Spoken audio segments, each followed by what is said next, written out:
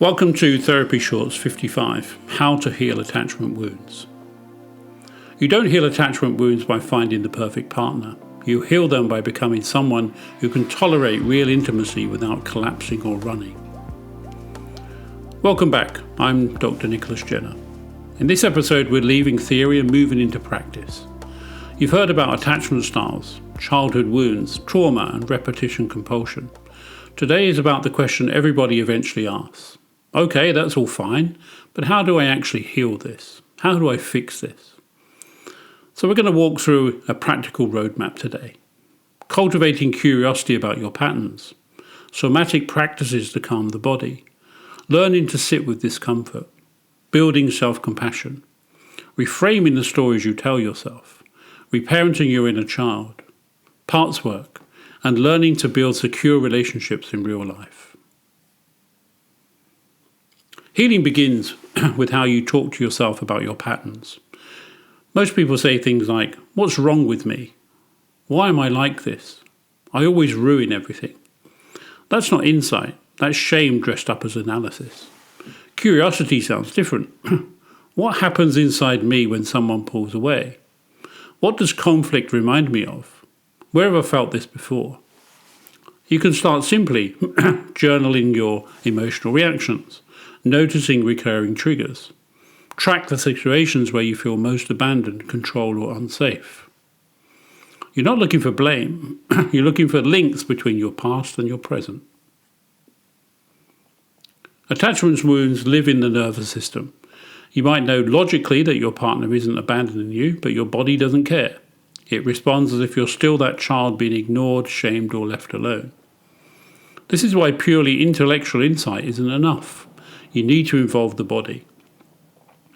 Somatic practices might include breath work, slowing the breath, extending the exhale to calm your system, grounding, feeling your feet on the floor, noticing the room, anchoring in the present, and gentle movement, walking, stretching, yoga, or tai chi. The goal is not to erase emotion, but to teach your nervous system, we can feel this and stay here. We don't have to shut down or explode. Over time, your body becomes less reactive. And that's when you can stay present in conflict and closeness rather than defaulting to old survival modes. Attachment wounds scream at you to do something. Text them again. Apologize when you know you've done nothing wrong. Withdraw and punish with silence. Numb out with food, alcohol, scrolling, work, or new relationships. Healing asks you something different. It says stay. Sit with the anxiety, the fear of abandonment, the urge to run. You can practice this in small moments. Pause before you send that anxious text. Notice the urge to withdraw and ask, what am I protecting myself from? Let yourself feel the grief or fear without immediately fixing it. Discomfort is not a sign you're broken. It's evidence that you're stepping outside your old patterns.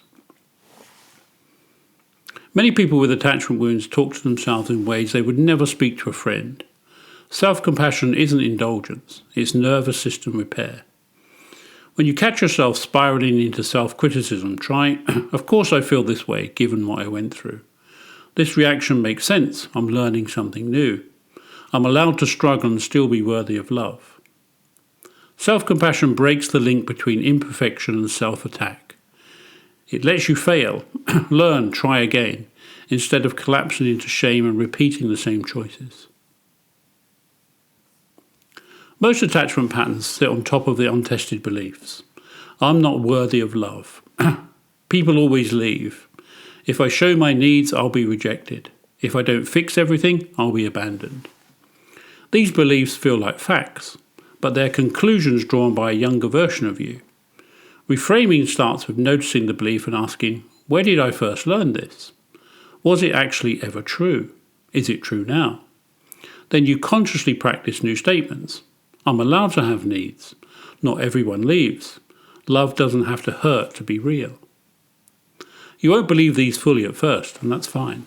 You are planting new possibilities in a brain that's only known one story. At the core of many attachment wounds is a child who never truly felt seen, safe, or valued. Reparenting means you stop waiting for someone else to fix that and begin showing up for yourself. This can look like visualizing your younger self during a painful moment and offering comfort.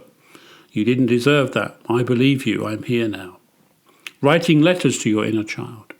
Allowing yourself rest, play, creativity, and softness you were never allowed to have. Setting boundaries that protect you, even if they disappoint others. You become the reliable, emotionally attuned figure you needed back then. Reparenting doesn't erase the past. It stops the past ruining your present. Parts work, especially in internal family systems therapy, gives language to the contradiction many people feel. Part of me desperately wants closeness, and another part wants to run away.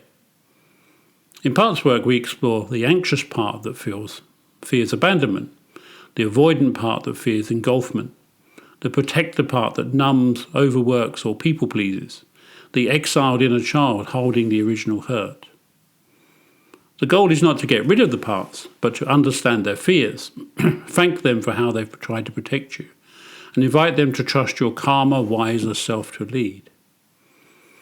When your parts trust that someone incapable is finally in charge, they don't need to hijack your relationships as often. You can't heal attachment wounds in total isolation. Secure relationships with friends, partners, therapists, or community act as corrective experiences. Look for people who are emotionally consistent, can handle honest conversations without punishing or abandoning you, and they are willing to own their own part in conflict. They will respect your boundaries and have their own. This doesn't mean they're perfect. Nobody is. It means they're safe enough. In those relationships, you can practice naming your needs, expressing your fears, repairing after conflict instead of disappearing. Every time you survive honesty, vulnerability, and repair, your nervous system updates its map of what's possible. Healing isn't just about digging in the past. It's also about asking, what do I want to become in relationships? You might define goals like, I want to be able to tolerate disagreement without shutting down. I want to stop choosing people who can't meet me. I want to be kinder to myself when I'm triggered. Break these into small steps. Practice one vulnerable conversation a week. Pause before acting on an attachment panic. And celebrate moments when you handle things differently, even slightly. You're not aiming for perfectly secure. You're aiming for more choice, more awareness, more honesty with yourself and others. Attachment wounds don't disappear overnight. They soften through repetition. Repeating curiosity instead of criticism. Repeating regulation instead of panic. Repeating honesty instead of avoidance. Repeating self-compassion instead of shame. You're not trying to become a different person. You're becoming more fully yourself. Someone no longer run by old survival strategies. Thank you for joining me on this episode. If you're on this journey, you're not behind. You're doing the work, and most people never start.